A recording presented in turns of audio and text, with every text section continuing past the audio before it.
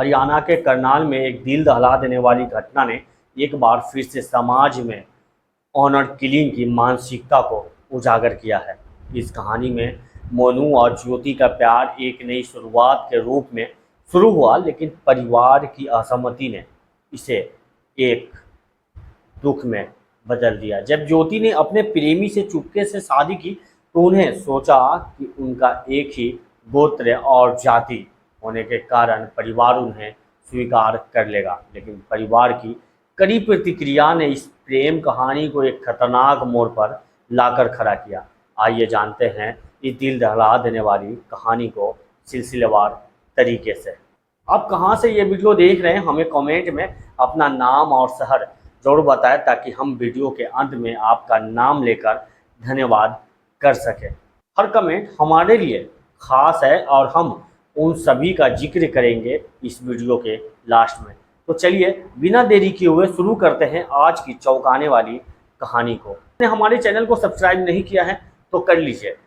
मोनू और ज्योति ने चुपके से जाकर कोर्ट मैरिज की तो उन्हें यही उम्मीद थी कि दोनों की जात बिरादरी एक ही है, गोत्र को लेकर भी कोई दिक्कत नहीं है, इसलिए परिवार वाले कभी न कभी तो दोनों की शादी के लिए राजी हो ही जाएंगे।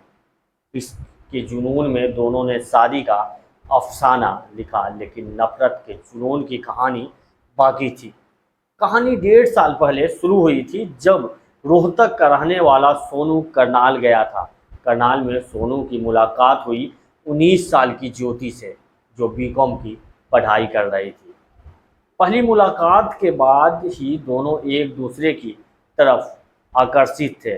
मोनू रिश्तेदारी और कामकाज के कारण रोहतक से करनाल अक्सर आता जाता रहता था।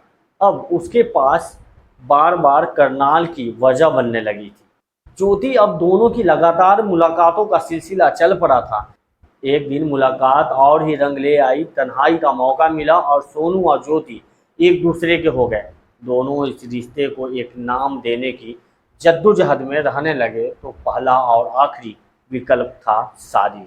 एक दूसरे का साथ पसंद करने और आपस में इमोशनली जुड़ जाने के कारण दोनों ने शादी करने का फैसला किया। तो अब बात निकली कि परिवार को बताया जाए। मौका देखकर एक दिन ज्योति ने अपने घर में पिता और चचेरे भाइयों की मौजूदगी में इस रिश्ते के बारे में बातचीत की। ज्योति ने कहा कि वह मोनू से प्यार करती है और उससे शादी करना चाहती है। हर घर में जैसा होता है वैसा ही हुआ और घर की लड़कियों की यह बात सुनकर घर के मर्द फौरन तैश में आ गए।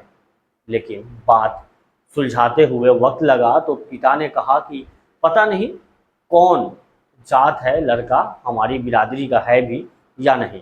इस पर ज्योति ने मुस्कुरा कर कहा कि एक ही बिरादरी का है। तब पिता ने कहा कि वो जरा तफ्तीश करने के बाद आगे बात करेंगे। पिता ने ज्योति को खबरदार भी किया कि वह इस लड़के से न मिले। कुछ दिन हो गए और ज्योति को कोई कुछ नहीं बता रहा था।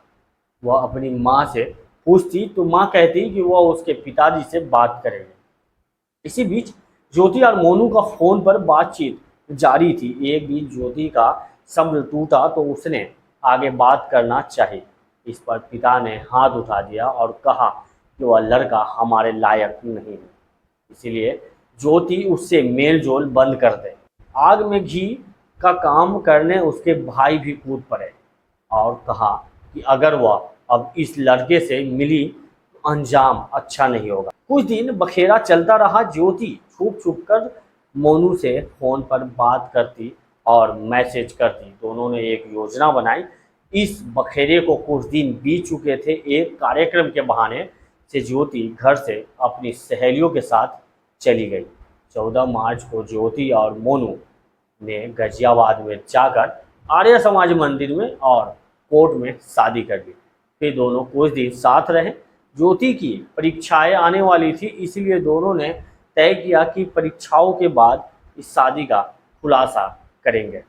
करीब 2 महीने बाद 24 मई को आखिरी एग्ज़ाम देने के बाद घर लौटी ज्योति ने पहले मोनू से फ़ोन पर बात की।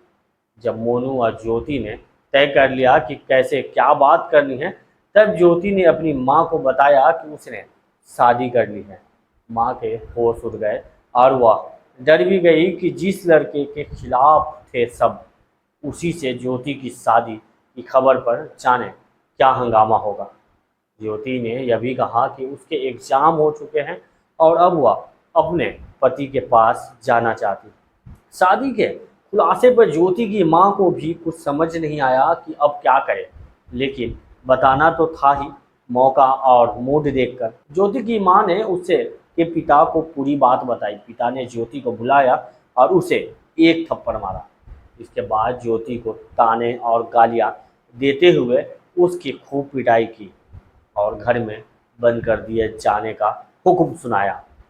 एक हफ्ते में पिता ने पूरे कुनबे में सबको नाक कट जाने की खबर दे दी थी।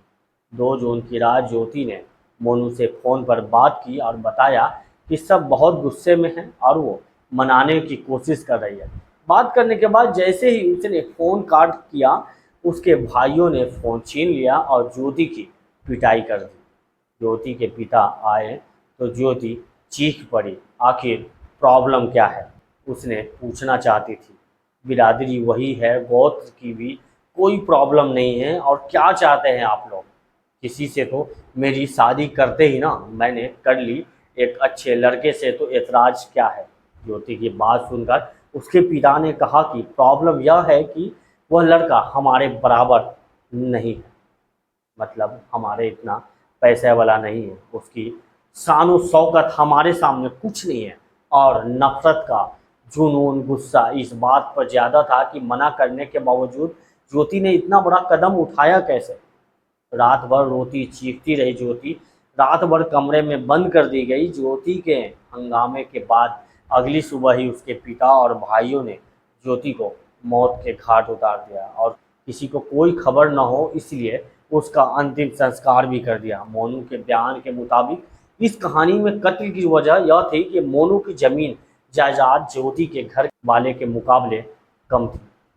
लेकिन वजह क्या यह नहीं थी कि लड़की ने परिवार के मर्जी के खिलाफ शादी कर ली तो बिरादरी में नाक कट जाएगी। और मुद्दा क्या यह नहीं था कि मना करने के बावजूद ज्योति ने यह जुर्रत की तो कैसे? इसे ऑनर किलिंग कहा जाए या हॉरर किलिंग या कुछ और। ज्योति की कहानी इस बात का एक उदाहरण है कि प्यार और रिश्ते के बीच जाति और परिवार की परंपराओं का कितना गहरा प्रभाव हो सकता है। एक लड़की ने अपने अधिकारों के लिए खड़े होने की कोशिश की, लेकिन उसे उस समाज की कठोरता का सामना करना पड़ा जो प्यार को नहीं बल्कि अपनी शान को प्राथमिकता देता है। क्या हमें इस समाज की मानसिकता को बदलने की आवश्यकता नहीं है? यह कहानी हमें सोचने पर मजबूर करती है कि क्या समाज में प्यार को स्वीकार करने का समय नहीं आ गया है?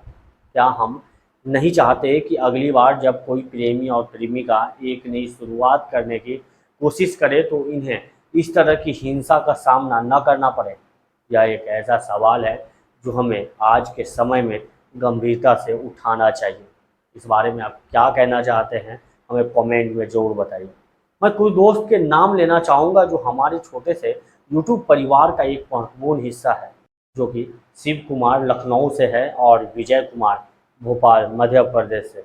आप सभी को प्यार और समर्थन के लिए दिल से धन्यवाद करते हैं।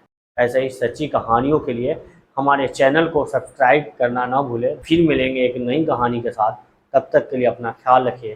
थैंक यू, बाय, जय हिंद।